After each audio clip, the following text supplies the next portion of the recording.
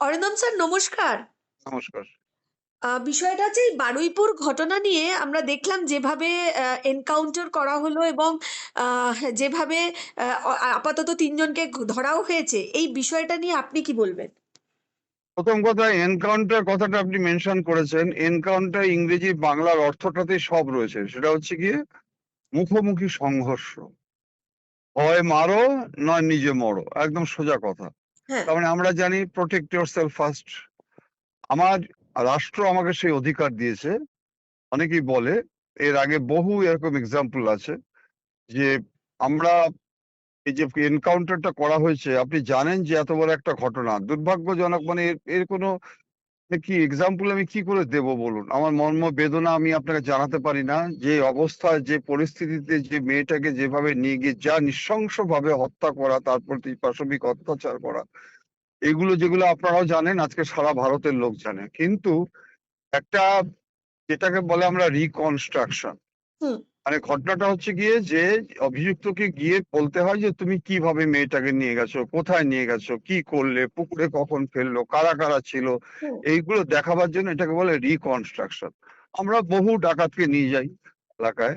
হুম। তা এখন এই যে রিকনস্ট্রাকশন করাটার সময় নাকি আমরা যেটা শুনতে পারলাম, সকাল হুম। থেকে তো আমার এই জিনিস চলছে হুম। যে সে হঠাৎ সাডেনলি পুলিশকে আক্রমণ করে তা পুলিশের হাত থেকে রিভলভারটা কেড়ে নিয়ে পুলিশকে মারতে গেছে। হুম। এখন জানতে হবে যে আমার what is right of private defence. Right of private defence হচ্ছে আমাকে যে রাষ্ট্র অধিকার দিয়েছে ইন্ডিয়ান পেনাল কোড, হুম। সেখানে আপনি দেখবেন আন্ডার সেকশন 100, 101, 102, 103 কি আছে ওখানে? To save your life and others, to save your property and others, if necessary you can open fire even killed. হুম। এখন কিলটা কখন হয়? যখন আমি বুঝতে পারছি যে আমাকে হত্যা করছে, তখন আপনার রাইট অফ প্রাইভেট ডিফেন্সটা আমি অ্যাপ্লাই করতে পারি। এই যে ঘটনাটা আজকে আমরা দেখতে পাচ্ছি, সেটা হচ্ছে গিয়ে সে তাকে গুলি করে নাকি হত্যা করতে যাচ্ছিল।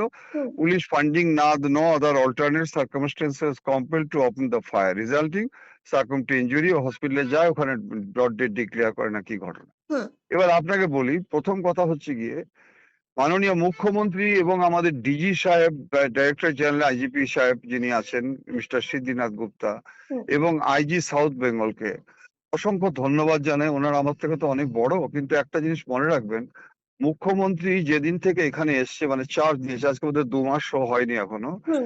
একের পর এক যে জিনিসগুলো করছে, এগুলো কিন্তু আপনার, আমার, আপনার বাড়ির লোক, আমার বাড়ির লোক এবং লক্ষ কোটি মানুষের মনের কথা। হুম। কারণ আমাকে দেখতে হবে যে দুষ্কৃতকারীরা যাতে সমাজে আবর্জনা বিস্তার না করতে পারে, সেটা আমাকে লক্ষ্য রাখতে হবে। কিন্তু আমরা কি দেখলাম? বিগত 14 বছর ধরে আমরা পুলিশের যে মনোভাব, পুলিশের যে চিন্তা ভাবনা, পুলিশের যে দলদাসে পরিণত হওয়া, যেমন শান্তনু সিনহা বিশ্বাস থেকে শুরু করে বিভিন্ন আমরা এগুলো দেখেছি। হুম। কিন্তু আমার কাছে বিস্মিত লাগে যে আমরা যারা বহু মানুষ আছে, যেমন আমি আমার দেহটাকে, অনেক মানুষ দেহ দান করেছে মানুষের মঙ্গল কামনার জন্য, তাই তো?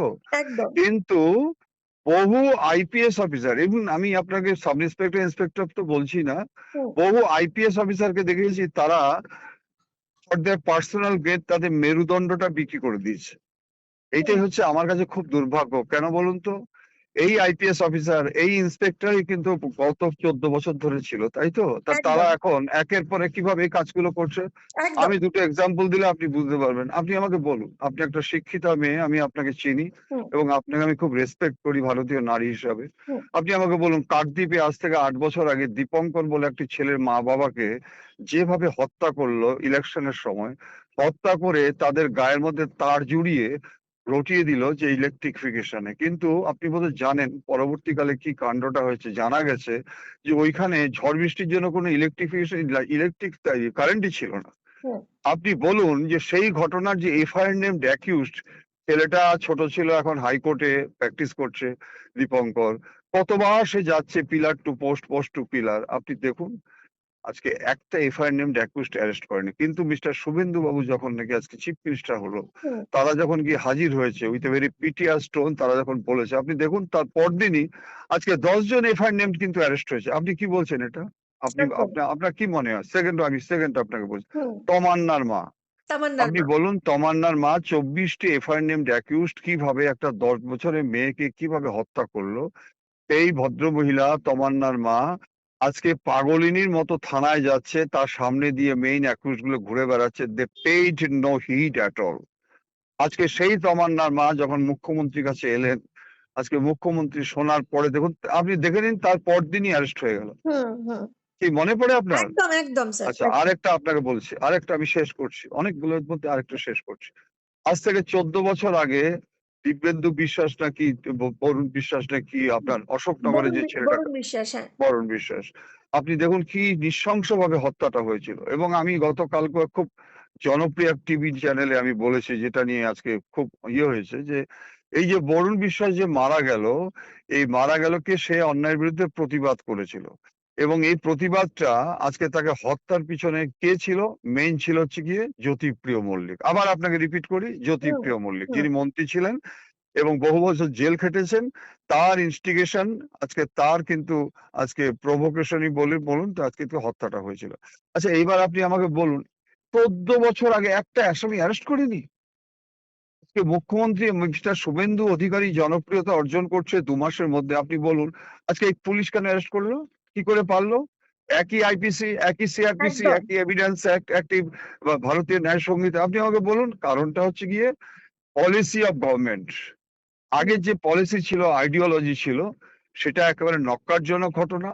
এবং সাধারণ মানুষের যে আজকে নিষ্পেষিত নিপীড়িত মানুষের, আপনি যদি 2018 থেকে কেসগুলো ভাই দেখেন, আপনি কেসগুলো দেখেন, যে কেসগুলো আজকে হয়ে একটা জাস্ট আপনাকে আমাকে, আমাদের তো পারবে না, ভুল বুঝিয়ে বলছে চার্জশিট দিয়ে দিয়েছি, হুম ভুল বুঝিয়ে দিচ্ছি, একেবারে সমস্ত ফলস, সমস্ত ফলস। আচ্ছা, শেষ করছি একটা কথা বলে। হুম আপনার মনে আছে হাঁসখালির ঘটনা, মনে আছে কি? একদম স্যার মনে আছে। আচ্ছা, আপনি এবার আমাকে বলুন তো, এই হাঁসখালিতে যে মেইন যে আসামিগুলো ছিল, সেই আসামির মধ্যে আজকে যখন ঘটনাটা ঘটে, মাননীয় এক্স মুখ্যমন্ত্রী বললেন ওটা লাভ অ্যাফেয়ার্স, না ওটা প্রেগনেন্ট ছিল।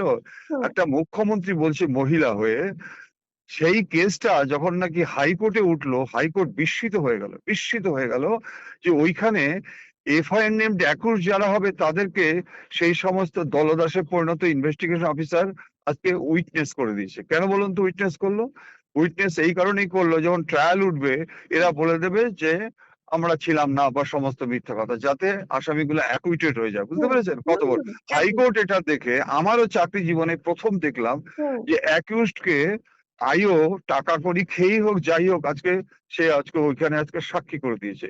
আপনি আমাকে ভাবুন, এইবার পরবর্তীকালে যখন হাইকোর্ট যখন আজকে সিবিআই কে দিল, হুম এই সিবিআই কিন্তু দেখুন 7 জনকে আজকে, তার মধ্যে 3 জন যাবজ্জীবন জেল, হুম আর একটা হচ্ছে গিয়ে 3 জনে হচ্ছে গিয়ে আপনার 5 বছর, আর বাকি জনকে 3 বছর জেল দিল। হুম এখন প্রশ্ন হচ্ছে, বারুইপুরের যে কেসটা হয়েছে, হুম আপনাকে একটু মনে করে দিই, এটা কিন্তু পক্সো আইনে হয়েছে। হুম পক্সো আইনটা কি আন্ডার সেকশন 6, হুম 6 এ কি আছে, হ্যাং, ফাঁসি হওয়া। হুম কিন্তু আপনি জানবেন, এই ফাঁসি মুখ্যমন্ত্রী বলুক আর ডিজি বলুক আর প্রধানমন্ত্রী বলুক, এভাবে ফাঁসি হয় না। কারণ হুম ফাঁসিতে আমাদের যে পুলিশের যেটা পরিভাষায় বলে, হুম ওটাকে বলে হচ্ছে গিয়ে আমাদের ক্রিমিনাল জাস্টিস সিস্টেম। হুম ক্রিমিনাল জাস্টিস সিস্টেমটা কি, একটা টেবিলের যদি 4টে পা থাকে সেটা যেমন দাঁড়ায়, ক্রিমিনাল জাস্টিস সিস্টেমটা হচ্ছে গিয়ে 3টে স্টেপ আছে। সেটা 1 নম্বর হচ্ছে গিয়ে investigation by police, prosecution by prosecutor, determination by the judges for the justice। এই যে 3টে স্টেজ রয়েছে, তার হুম মধ্যে মেইন হচ্ছে পুলিশের ইনভেস্টিগেশন। এই পুলিশের ইনভেস্টিগেশনে যদি ভালো সাক্ষী না নেয়, আজকে সায়েন্টিফিক এক্সপার্ট, মেডিকেল এক্সপার্ট যদি না নিয়ে সেগুলোকে যদি আজকে তথ্য হিসাবে যদি ম্যাজিস্ট্রেটের কাছে, বিচারকের কাছে হাজির না করাতে পারে, তাহলে বিচারকও বা কি করবে, পিপিও বা কি করবে? অর্থাৎ মেইন যে রুটটা রয়েছে, যে হুম সমস্ত পুলিশ অফিসার আজকে, দেখুন আজকে আপনাকে বলি, 106 যেটা পক্সোতে আছে, এটা মেইন কি বলুন তো, মেয়েটি যে মাইনর সেটা প্রমাণ করতে হয়, তাই তো? হুম মেয়েটি মাইনর যে, সেটা প্রমাণ করার জন্য কি এরা কি করছে, অপদার্থ অফিসার বলছে যারা ইনভেস্টিগেশন, তারা কি করছে, একটা স্কুল সার্টিফিকেট দিয়ে দিচ্ছে। আপনি জানেন এখন স্কুল সার্টিফিকেট কিন্তু 500 টাকা পাওয়া যায়, হুম একেবারে ভেজাল, সব জায়গায় তো ফোর্স পাওয়া যাচ্ছে। আপনাকে কি করতে হবে, অসিফিকেশন টেস্ট, হাঁটুর যে আমাদের আছে, হাঁটুর যে হাড়টা থাকে, হুম এটাকে বলে অসিফিকেশন টেস্ট। এটা বলে, এটাকে হচ্ছে গিয়ে সায়েন্টিফিক ওয়ে। এইটা আপনি কিন্তু এভিডেন্সে আসে, এইগুলো জানে না, যার জন্য আপনি শিয়ালদা দেখবেন যে সমস্ত আইওরা করছে, তাদের কাউকে যাবজ্জীবন জেল দিচ্ছে, 10 বছর জেল হচ্ছে। আর যে আইও অপদার্থের মতো অসিফিকেশন টেস্ট না করে চার্জশিট দিচ্ছে, আপনি বলুন তো, যে 14 বছর 16 বছর বা 12 বছরের মেয়েটা আজকে ধর্ষিতা হলো, শুধু এই পয়েন্টের জন্য আজকে সেই আয়ের জন্য সে আকৃষ্ট বেরিয়ে যাচ্ছে। এর থেকে লজ্জার কি হতে পারে? অতএব আমি মনে করি হুম যে সমস্ত পুলিশ অফিসার আজকে তদন্ত করছে, তাদেরকে তদন্তটা ভালো করে শিখতে হবে। কারণ মুখ্যমন্ত্রী বলেছেন 72 আওয়ার্স এর মধ্যে আমার ডিটেইলস রিপোর্ট চাই। একদম আজকে ধরে আজকে ওই সূর্যপুর ফাঁড়িতে নিয়ে যাচ্ছে এবং ওখান থেকে পালিয়ে যাচ্ছে। আজকে পুকুর থেকে 1.5 ঘন্টার মধ্যে জনগণ তুলছে, পুলিশ হুম, নেই। আপনি ভাবুন, পুলিশ একদম নেই। একদম ভাবা যায়, আপনার কাছে একটা মোবাইল আছে, হুম ঘরে ঘরে মোবাইল, জনসংযোগ যদি থাকতো, সে আইসি বলুন, হুম এডিশনাল এসপি বলুন, আর ফাঁড়ির বলুন, জনসংযোগ যদি থাকতো, সাথে সাথে লোকে ফোন করতো যে তাড়াতাড়ি চলে আসুন, আপনারা এখান থেকে চলে আসুন। মেয়েটা আপনি জানেন তো, মেয়েটা অ্যান্টিমর্টাম ড্রাউনিং হয়েছে। হুম। অ্যান্টিমর্টাম ড্রাউনিং মানে জলে যখন পড়ে তখন তার জীবন ছিল। জীবন ছিল একদম হুম আচ্ছা, জীবন ছিল। তার মানে দেখুন, পুলিশ যদি প্রম্পট ইন্টারভেনশন করতে পারতো, তাহলে মেয়েটার বাঁচানো হয়তোবা যেত জীবনটা বেঁচেতে পারতো। একদম স্যার একদম তাহলে কত দুর্ভাগ্য। অতএব এই ক্ষেত্রে আমি মনে করে থাকি, অনেকে বলবে যে আমি বিজেপি করি বা কেউ বলবে সিপিএম করি। শুনুন, সত্য কথা যেটা বলি, আমরা দুর্ভাগ্য, আমরা এরকম মুখ্যমন্ত্রী পাইনি। এটা অনেক কিছু অনেক বলবে, কিন্তু আমরা হুম ভাই পাইনি। আমরা যেরকম পেয়েছি, আমরা সুপিরিয়র অফিসার পেয়েছি, তার মধ্যেও আমরা নিশ্চয়ই কাজ করেছি। হুম কিন্তু যে মুখ্যমন্ত্রী আজকে যেভাবে নাকি নিরপেক্ষভাবে, তমন না হিন্দু না মুসলিম, আপনি আমাকে বলুন। হুম আজকে দেখুন, আজকে যে মুখ্যমন্ত্রীকে অনেকে বলে অমুক কথা, আচ্ছা আপনি বলুন দীপঙ্করের মা বা আজকে অনেকে আছে তারা সিপিএম পার্টি করে, উনি তো এগুলো দেখছে না। হুম উনি দেখছেন ক্রিমিনাল ক্রাইম করেছে, তার এগেনস্ট অ্যাকশন। একদম আমি ও সমস্ত বুঝি না। অতএব এই কিন্তু ক্ষেত্রে আমি মনে করি অরিন্দম স্যার এখানে আমি আর একটা ছোট্ট প্রশ্নে যাব ইতিমধ্যেই কিন্তু এই যে এনকাউন্টার করা হলো বামপন্থীরা বা বিকাশ রঞ্জন ভট্টাচার্য তাদের তরফ থেকে বলা হচ্ছে যে উনি মানে ইয়ে ছিলেন রাজসাক্ষী ছিলেন এবং রাজসাক্ষীকে এইভাবে প্ল্যান করে মেরে দেওয়া হলো যাতে তথ্য লোপাট করা যায় এই অ্যাঙ্গেলে তারা অলরেডি বিরোধিতা করতে শুরু করেছে এটাকে নিয়ে কি বলবেন এগুলো বেসলেস, এগুলো বেসলেস। আমি মনে করে থাকি, দেখুন বিকাশ বাবু ভালো অ্যাডভোকেট, কিন্তু ওনার আজকালকার দিনে কথাবার্তা সাধারণ মানুষ বিস্মিত হয়ে যাচ্ছে। এগুলো কে রাজসাক্ষী হবে আর কে হচ্ছে গিয়ে উইটনেস, এমনি সাধারণ উইটনেস হবে, হুম, এগুলো সিদ্ধান্ত নেয় কারা? Investigation officer. উনি তো আর ইনভেস্টিগেশন অফিসার নয়, উনি কি করে জানলেন কাকে রাজসাক্ষী করতে হবে? তাই এই ক্ষেত্রে আমি মনে করে থাকি যে তদন্তকারী অফিসাররা, আপনাকে মনে রাখতে হবে, হুম, 1/7/2024 ভারতীয় ন্যায় সংহিতা এসেছে, আপনার মনে আছে কি? হুম, হুম, সেই সময় কিন্তু ক্যালকাটা পুলিশ 100-এর উপর কেস করেছিল। হুম, যদি 1/7/2024 এই কেসটা হয়ে থাকে, তাহলে আজকে আরজি কর ইস্যুতে হয়েছিল কি কত তারিখে? 9/8/2024। আপনি বলুন আমাকে, সেই সময় কি আজকে এই যে প্লেস অফ অকারেন্স এই জিনিসগুলো নিয়ে যেতে হয়, আজকে এফএসএল এর লোককে নিয়ে যেতে হয়, এগুলো মনে ছিল না? 3ডি স্ক্যানার নিয়ে যেতে হয়, এগুলো মনে ছিল না? তখন এনারা কোথায় ছিলেন? অতএব আমি মনে করে থাকি যে প্রম্পট ইন্টারভেনশন, আজকে মুখ্যমন্ত্রী পৌঁছে গেছেন, ডিজি পৌঁছে গেছেন, আইজি সাউথ বেঙ্গল পৌঁছে গেছেন এবং ইনভেস্টিগেশন টিম টোটাল পৌঁছে গিয়ে ইনস্ট্যান্টলি অ্যারেস্ট করে দিয়েছে। অতএব এই ক্ষেত্রে আমি মনে করি ভারত গণতন্ত্র দেশ, বলতেই পারে।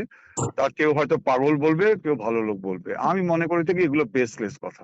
ওকে 100 বার ধন্যবাদ স্যার নমস্কার নমস্কার।